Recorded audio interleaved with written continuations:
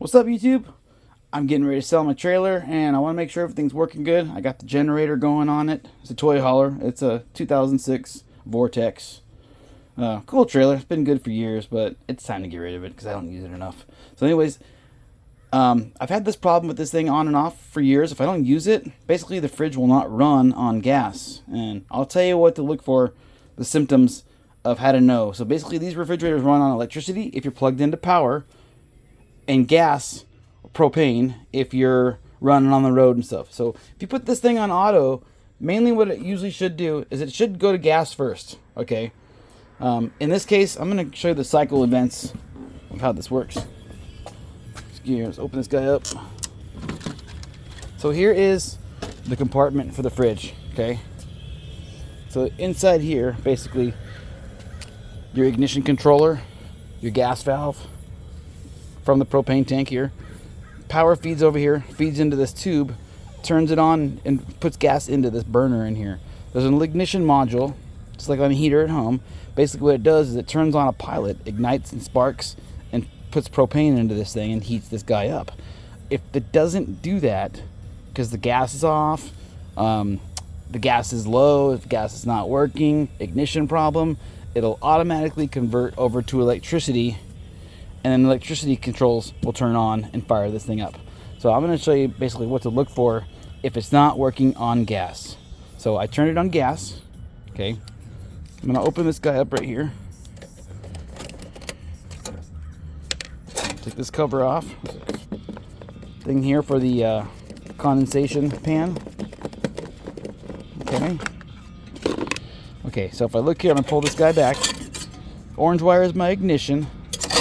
And this little goodie here is my burner tube. So basically what I'm going to do is I'm going to look inside there. Oh, wrong way. When it's going on to gas, I want to make sure that I hear ignition sparking and it's going. In this case, it's not. Okay, so what I'm going to do is I'm going to go back in there. Let's say I want to run, I know I want to run it on gas only. I'm on the road. I get in my trailer. I go. Okay, gas on. Light says it's checking for gas. Come over here. Hear that clicking sound? There it is. There's the burner coming on. So let's try it again. There you go. See, it's kind of getting a little bit of gas in there, but the burner's not running yet. There we go. See that fire going? That has to run for this thing to run on gas. So the problem I always had with this thing for years is I didn't use it for a long time, and this whole burner assembly gets clogged. And basically it's an orifice. It's a gas line that shoots in propane into here, shoots it out of the little burner right there. Fire hits that probe. What they call is, this is an ignition control, and it's a flame rod. So as the fire hits that flame rod, it goes back to the computer and says, okay, my fire's running, I'm gonna run, I'm gonna burn. If that flame rod fails and it doesn't sense enough signal back to the board, it'll fail. So basically the problem I'm having with this one is it would try and light, spark, spark, spark, nothing was happening. Gas wouldn't even come out because this thing was clogged. So I'm going to show you how to replace it. Okay, I went ahead and turned it off inside there. So basically what I'm going to do is I got this cover off. This burner is going to come out. See, I got a brand new one right here. So basically, you can kind of see that. Okay, the gas comes into this little guy, that little tiny hole right there. I don't know if you can see that. That's where the propane comes out and shoots into that burner. It comes out of this part here. Gas comes out. Fire hits it from the sparking it. Once the flame's going, it just keeps it constant. It's like a campfire. Okay. So basically, we're gonna replace this. I'm gonna show you how to do it. It's really easy. All right. So I got my thing off. I can turn my gas off right here if I want to be safe, or I can turn it off at the tank. I would recommend turning off anything electricity wise so you don't get shocked. Work at your own risk. Okay, so I kind of cracked this loose already. So basically I'm going to take this nut here. There we go. I kind of loosened it up a little bit ahead of time. We're going to pull that off. You got to be careful because this brass fitting, it actually unscrews. So sometimes you might have to put a wrench on that right there. You see how this goes? So if you're, let's say you're doing it, it might come off and do that. So what I would do is put a wrench on this side and pull the nut, undo the nut, okay? get this right here. Hope you guys can see that okay. Okay, now, next thing sticks. I'm gonna get a screwdriver. Phillips head screwdriver that in there that holds that burner tube in. Okay. From that point, pull the gas line back. Oh, let me get it all the way.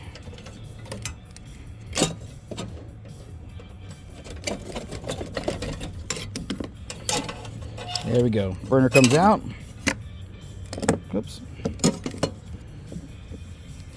There's my old one. See how dirty and rusty that is? So basically what was happening before, I could probably even show you, because I just cleaned this a couple weeks ago. Let me see. See all that sediment coming out? That's all inside there. So basically it's clogging up in the orifice. You can see all the sediment in there. See that? From time to time, it gets built up in there, so then the gas can't go through. So I'm just going to put a brand new one in. Okay? First things first, I'm going to make sure this guy's tight. So let's get on here. Actually, remember, on the wrench, always use the small end of the wrench to go the direction you want to tighten. Pliers, channel locks, all the same. Okay, we're going to put that in like that. Screw holes right there. Put that inside. There's a little notch down inside there that lines up the head of the body, and it goes inside that slot. Let me see if I can see.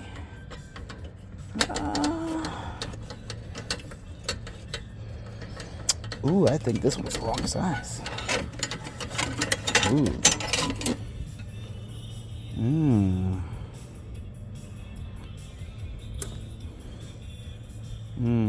See that? Oh, you know what it is? There's just a little bit of junk on there.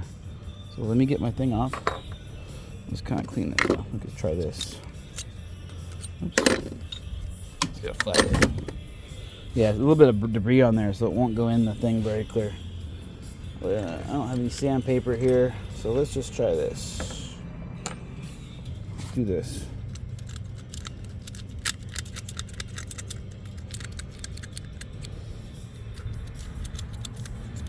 I just want this body here to fit in that little slot down there, so it fits. Okay, let's try it again. This thing is brand new, so I mean, it looks pretty dead on the same part. It could be the junk inside there too, might be dirty. There it goes, it's going. Okay, yeah.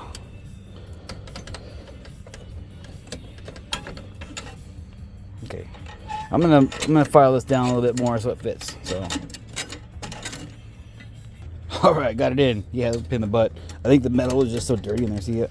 So if you look inside there, I want that thing to fit in that slot. Okay, you're gonna take your screw back, which was the threaded screw, not the. Looks like it's a 1032 screw. We're gonna put that back in. Thread that into the actual housing there. There you go, lines up. Oh, you know what I forgot to tell you to do. While you have this out, highly recommend taking the screw off that holds in that ignition or the spark slash flame sensor. Take this out. Now, this thing doesn't look that bad. Okay, so what we're gonna do is, you want to look at this thing. Look at the buildup on it. You see how it's kind of like carboned? It's from the fire hitting it. So what you want to do is take something fine, like an emery cloth, real fine sandpaper, and polish this thing up. So basically, this, when the fire hits this thing, this is what registers the signal that the flame is running for the burner, and it goes back to the computer through this thing here. Back feeds through this. It also serves as an ignition, so it sparks at the first cycle, and then when the flame hits it, basically it turns on. When the flame hits it, basically it registers a microamp signal back to the computer board. If the microamp signal is low or too low, basically this computer says, oh, hey, I'm running too low because I'm dirty. So one of the tricks they used to do is take a dollar bill, just because it's a fine gritty paper. You can use some fine sandpaper, nothing too fancy, because you don't want to polish the coating off this thing. So once it's clean, which it looks good in this, put it back in there, put your screw back on, and put that back in place. That way you're here while you're doing it, so you might as well pull that thing out and clean it up. All that does is ensures that you're getting to get a good, nice signal from the flame sensor saying that it's burning good. My flame is on, and the computer will register it. That's all that does. Okay, so once I got that tight, then I'm gonna go back and tighten up my burner screw here. You can kind of see that, okay?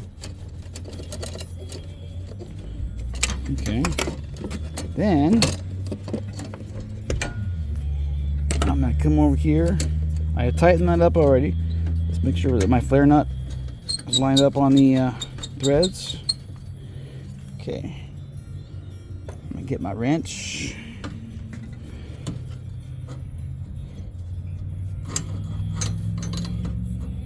Okay, get it nice and low. There we go. There we go. Okay. Got that on, and nice. That's on, that's tight. Now, I'm gonna turn my gas on. Let's go check it again. All right, let's check it out and try it out. All right, gas back on. I'm gonna run over there real quick because I want to hear the ignition. I'm gonna show you the cycle. So gas on, go.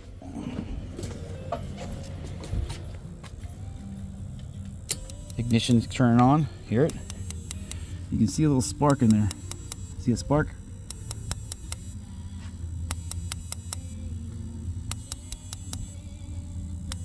There we go. Oh, hear that? See the fire burning? Now that fire's burning, it's hitting that flame sensor that just got polished up and cleaned. It's sending a signal back to here. Fire's on and running.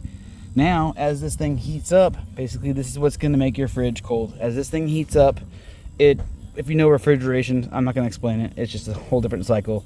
Transfers of heat and the ammonia inside of this turns into a gas, blah, blah, blah, whatever. Anyways, make sure that's working. Make sure the flame's on. It's burning all the time. When that's happening, your fridge should be cooling off. So, all right. I hope this video helped you out. Remember, this video is designed towards if your fridge does not work on gas. So you're driving on the road, and because when you're driving on the road, your car has to run on propane to turn this thing on. When you get to the campsite and you plug your power in, if you put the switch on auto, basically, let's just say your power's off. Well, let's just say if you put the switch on auto, mainly what's going to happen is it's going to run on electricity or it's going to run on gas. So let's just say you're out of gas. Obviously it's going to run straight over to electricity. So the first option it's going to go towards is electricity if you're plugged into power. That way you can save because the gas is designed for if you're dry camping, if you have no electricity to put on. This thing has a generator, but yeah, anyways, long story short. So after I'm done with all that, really easy. Let's double check again. Look inside there. Can you see that? See that fire burning? Hitting the flame rod. You can hear my ignition on. You can hear a little bzzz. That means you're good, you're working. So notice how the difference between that poofing sound as to now, I have a good gas flow going in there because there's no debris clogging this lineup. So now you see how it fired up right away? Here we go. That's what you want. Okay, so let's put this thing back together. Real easy again. I'm gonna put my screw. I'm gonna cover it. And all this is a little sight window. So if you ever want to look inside and see if your thing's working, you can look inside. Okay. Okay. Where's that screw at? There we go.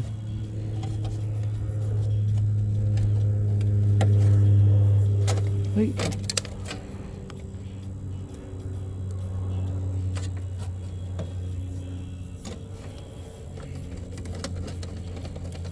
It's on.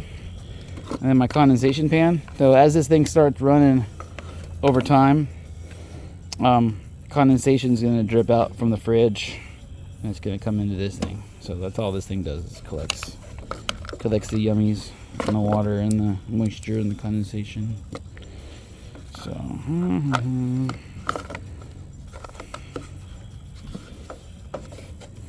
there's a screw on the back wall there we plugged into. That's it.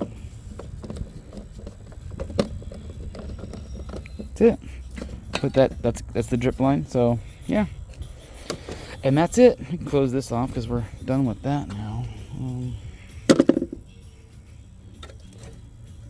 There you go. Yeah, so if you ever want to make sure it's working, that's what you do. Alright, I hope this video helped you guys out. Like and subscribe to my channel. I'll put more videos coming out soon. Alright, peace out, y'all.